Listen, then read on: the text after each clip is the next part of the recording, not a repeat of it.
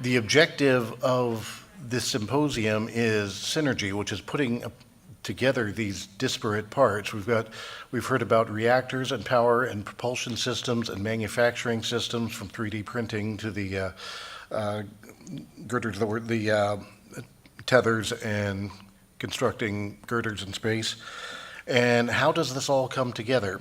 Before we begin, I just want to dispose of a couple questions from the audience. First one was any and all. I don't suppose anyone has an opinion on what the new proposed Space Force is supposed to do. That's sort of outside the area of this conference. We're here for Star Trek. That's Star Wars. Okay. Thank you for the clarification. We also, this is from the table discussions. We had a question about what is the minimum critical mass of an independent group. How long can it function indefinitely? And the table agreed that basically the question was a little too broad. Are we talking about for months, years, or generations? Because you need a minimum genetic thing. But in that discussion, it got pretty interesting. Are we talking about how long can they survive logistically or culturally? Do they start killing each other? And some various examples of that are the Polynesians, who would go on long canoe trips with, just a few people on the canoes. But in addition to the warriors, they also had lots of women aboard who were selected for the organizational, and also they would tell the stories and keep the lore. And was carrying the civilization with them, basically. You had isolated communities like Easter Island, which wiped itself out, and Pitcairn Island, which survived for several decades, isolated. And then you have Japan, which closed all their borders and were completely isolated for several hundred years. So it was an interesting question, but that is something that we'll be looking forward to perhaps tomorrow in the far future segment that we're going to be addressing. Anyhow, a couple of you have questions that were given to you. Ken? To what degree have treatment solutions been developed for managing effects? In other words, what kind of drugs do we have, and exercise? What kind of exercises do we have to mitigate, experience with zero G? NASA's working very hard on that. Looking at, what kind of drugs can they give people to, keep the muscle up and the bone mass up. And I think they're making progress on that front. But still, even today, when astronauts, come back, they have problems adapting to 1G. So they're making efforts on that front, but I think they have a ways to go. Number two, if we envision humanity living in space and other bodies, do we need to accept the physical consequences on children, or is there an ethical imperative to keep human physiology intact? Oh, an ethical question. There's always solid answers to that. Yeah, there's a number of answers to that. I guess my preference would be to, keep humans pretty much the way they are, because we don't know what happens when we start changing people. But you can argue either side of that it might be worthwhile to modify people to suit conditions. Just, when you start changing people, you start changing their psychology, and there's unintended consequences. Mm-hmm. And number three, will there be differences when providing 1G head to toe versus front to back? Could sleeping in 1G be sufficient to alleviate the Coriolis effects? As long as your head is stationary and not turning, there's no Coriolis effect problem. Just when you stand up and you turn your head, that's when the issue, rears its head, so to speak. Thank you, Ken. Now, Jeffrey, you have a question also there? Yeah. I think this is a really good question. Many new technologies, such as manufacturing, laser beam propulsion, and the reuse of space debris, which is what I'll focus on in the answer, require the change of development of new regulations or practices at the agency, government, and international level. How do we tackle this challenge, and is this necessary? Yes, it's necessary. It's a huge problem. When I've discussed in the past reusing space debris, people pull me aside and say, well, you can't just go take somebody's dead satellite and reuse that material. That's illegal. And I said, well, what if they give you permission? Well, what's in it for them? You have to somehow motivate them to sign over responsibility for this, and if it's a foreign government, they're probably going to worry that you're going to understand something about what they did. If it's a U.S. agency of some sort, they tend to be pretty secretive too. It really, it's surprising how little support of your dead satellite. I'd like to go take that and reuse it for something. People have made it clear that that just is not in the games right now. There's work that's been done to change that. There have been people that have tried to say, hey, if you've abandoned it, if it's been dead for so long, then it becomes just debris and anybody can go fix it. But I'm not aware of any progress there. Sure thing. It's outside national borders. It's dead. The putative owners have made no effort to reclaim it. It's salvage. I like that idea, That's but I also am a fan of piracy, and I don't have a galleon, but I'll invite some of you if I get one. Okay. Dr. The James- Outer Space Treaty actually talks to that, and that is every launched thing, whether it's the launch vehicle or payload, has a nation of registry, okay? That never changes. If a satellite is dead, it is still registered to that nation. So what you're saying is correct. Until they divest and transfer ownership, you can go get it, but if they don't agree with it, they have legal recourse against you. So, yes, it is not the same as the law of sea salvage, which a lot of people would like to replicate this after. But right now, that would require a change to the Outer Space Treaty, which I think self-immolation at the same time you're committing ritual seppuku, it comes to mind as to how hard it would be. Just a big deal. I mean, people would like to be able to salvage valuable assets, but you need permission by the owner. One of the things that we're about to move into theme 3 with the transformative decadal plan, and what I'd like to expand this question about regulatory issues with the theme 1 and theme 2 representatives here on the what sort of challenges are we going to see in the next 10 years? For example, if we're launching nuclear reactors on large chemical fuel rockets, there's going to be people upset about that and protesting. And how is that controlled in regulation? What sort of new regulation for any of the things that we're launching or dealing with? Well, I can just mention on the nuclear, there is actually high-level discussions going on because, again, with a reactor, there's no uniquely hazardous material on board at launch. And so I think from a logical and really concerned about actual safety, that will be a straightforward process. In other words, protecting the public during that launch. It really comes down to the launch of a reactor is easy to make, no more hazardous than any launch. So it's just launch of any rocket has some hazards. Having a reactor on board, there's no reason for that to change, I guess you would say. But in other words, again, I think the logical approval process will be it'll be very straightforward. Now the public affairs, the public relations, the discussions. I mean that's why we have people other than me in the public affairs office, because they do a fantastic job. I agree with what you're saying, and the problem is that with the general public and in Washington, facts are negotiable, perceptions aren't. And it's hard to change those perceptions.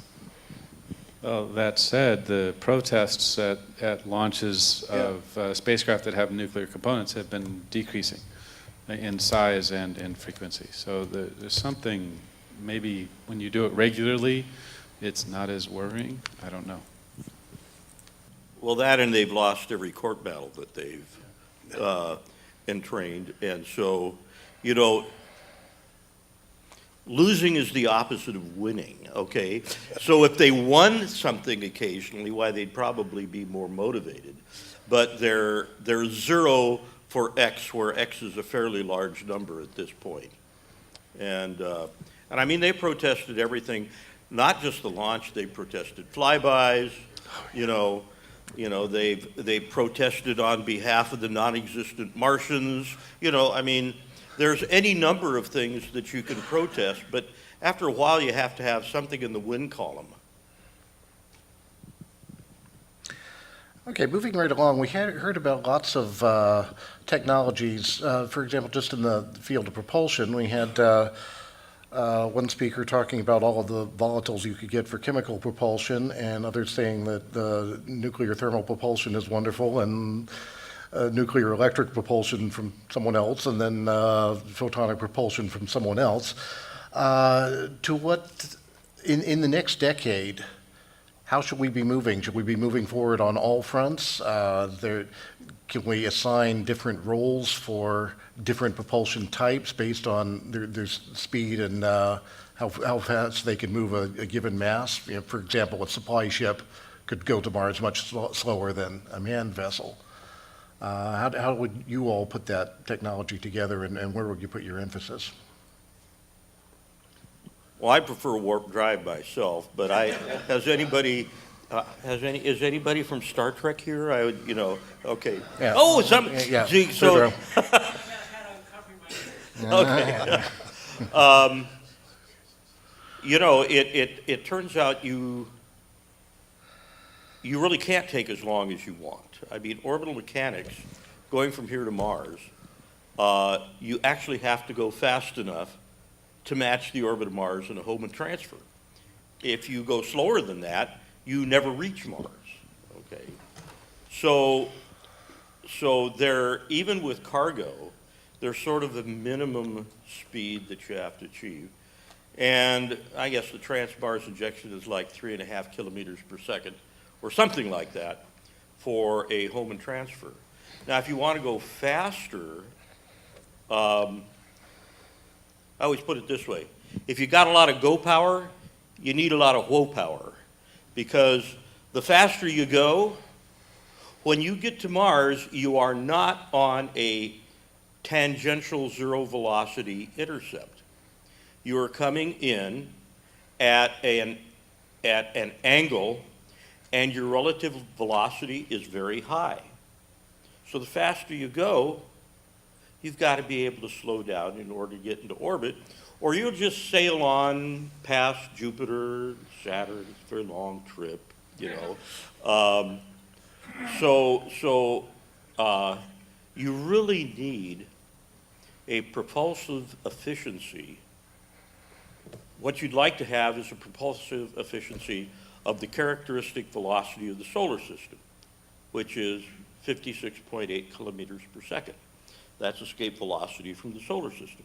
If you have that, you can maneuver in the solar system with impunity. And so what sorts of propulsion systems do that? Well, electric propulsion system does that.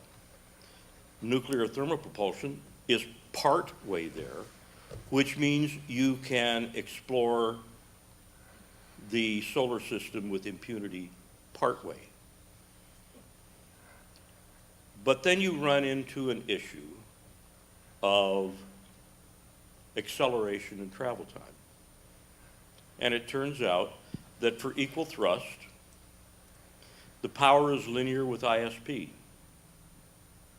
So if you want to match something like a chemical rocket, how many kilowatts of power does the Saturn V produce, or did the Saturn V produce? A couple of gigawatts. You want to accelerate fast?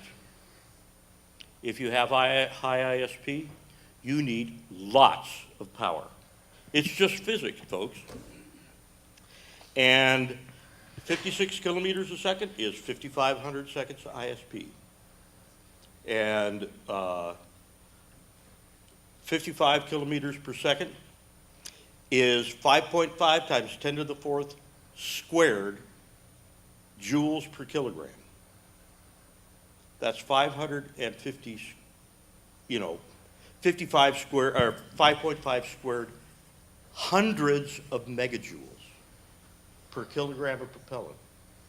So the thrust goes down linearly at equal power with ISP, but for a constant thrust, you need to increase your power linear. It gets big fast. Anybody else have a comment? Sure. I think the question I thought was asked, well, I think there's a difference between nuclear thermal and nuclear electric. Nuclear electric makes perfect sense for sending cargo or things that can go slow.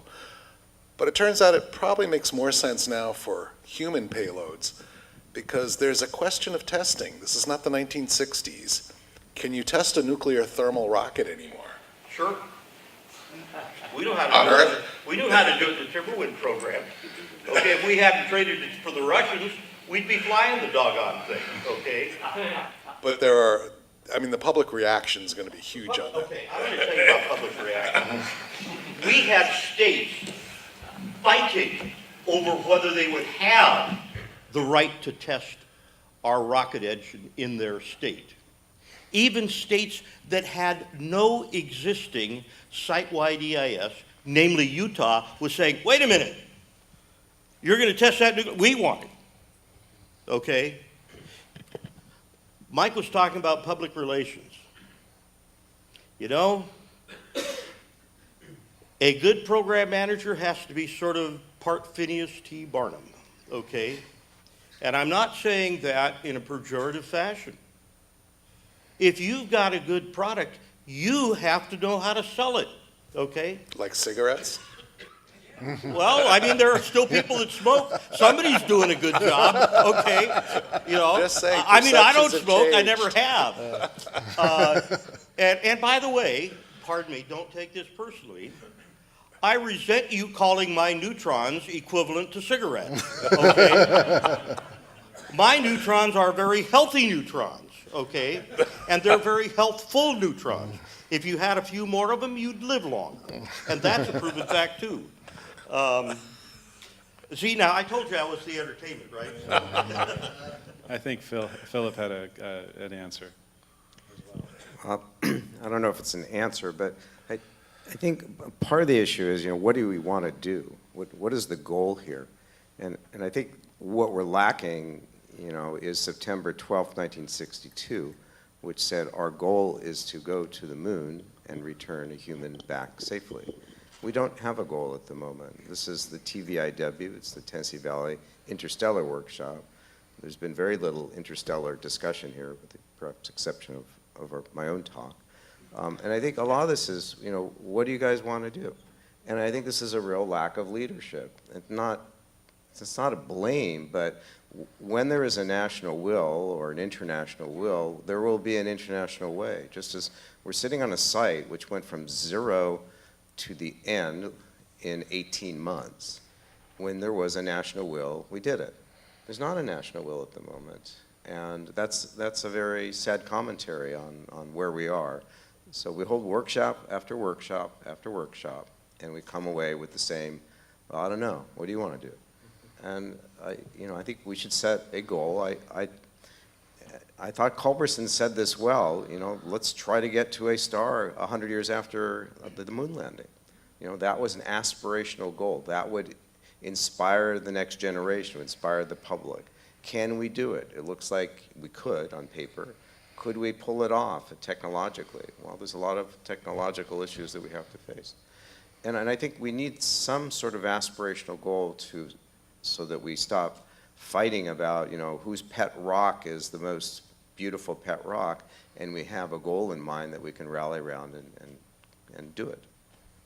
And building on that, I know everybody's been having good side conversations and side meetings, and so I'll just give you the ones I've been in, which you can guess involve nuclear thermal propulsion. But one of the things we have been talking about is, given the theme of the power of synergy, is could I use an NTP for a lot of the missions that NTP is well suited for, but use an NTP-derived system to provide electricity for nuclear electric propulsion, or provide power for a laser to drive a laser satellite. And so again, just in that one area, we see a lot of synergy where you could have, again, from my knothole, you develop the nuclear thermal rocket, but you have derivatives of that NTP system that can be applied to all these other technologies. And I keep saying from my perspective, because there's a lot of people here, and I'm sure you've been having the same conversations from your perspective, but I think one of the benefits of this workshop is that we can hopefully come up with some synergies, where we really can say, okay, let's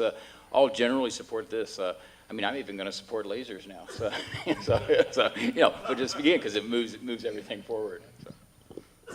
Well, in that case, since we are about to head into the transformative decadal plan, theme 3, let's expand on what Phil just said about having a goal of some kind. Now, fortunately, I think whereas previously things like the Manhattan Project and the Apollo program were largely political goals of a fairly short and defined nature, now we have corporations getting on board and wanting to do things. And as Jason pointed out just before the break, there's all kinds of benefits of industrialization in space and so on.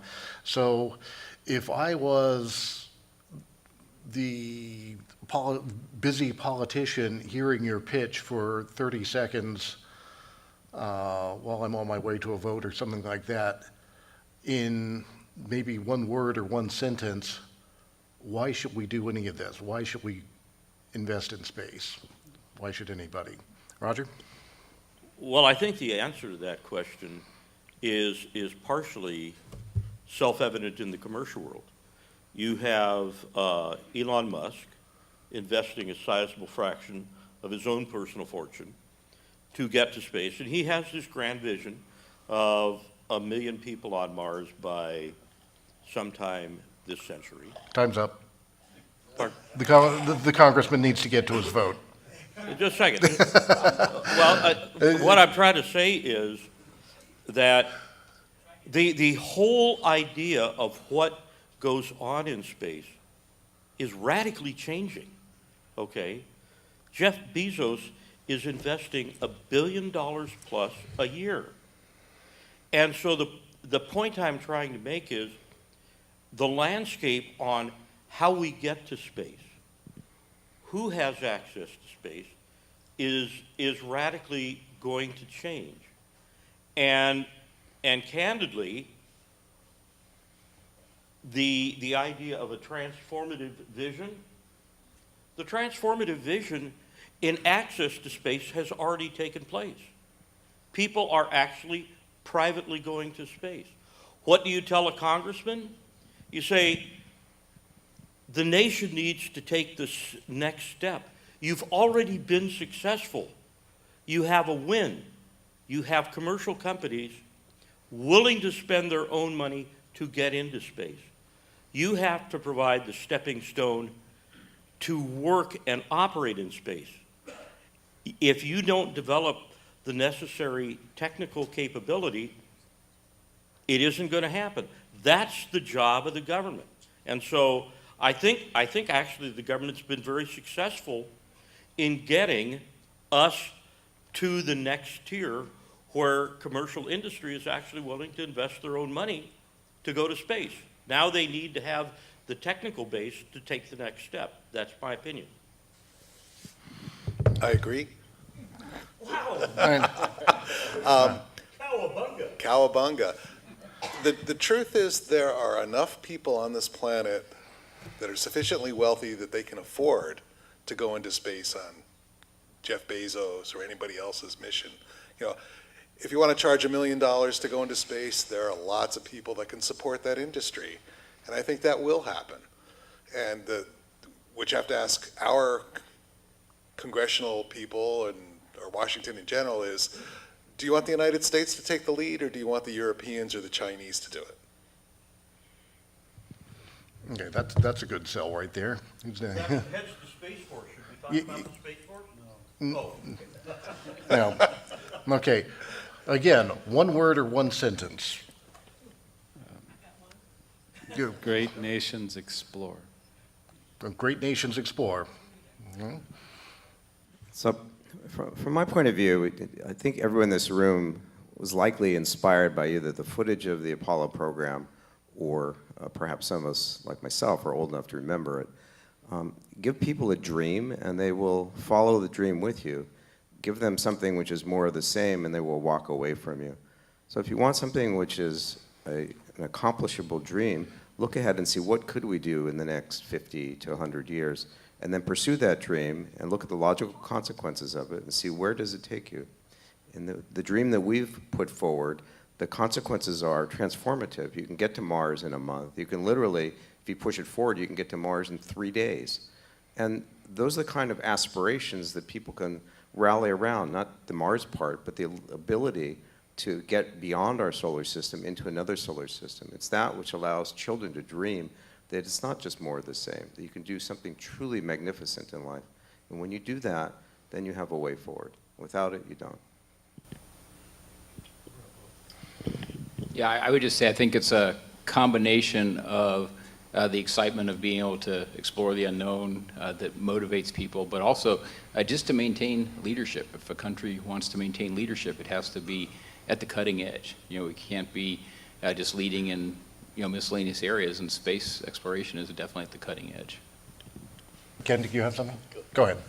Yeah, just a thought that in space, one reason to go there is there's tremendous energy and material resources, and the country that controls space, not only has access to those resources, but space has also been described as the ultimate high ground.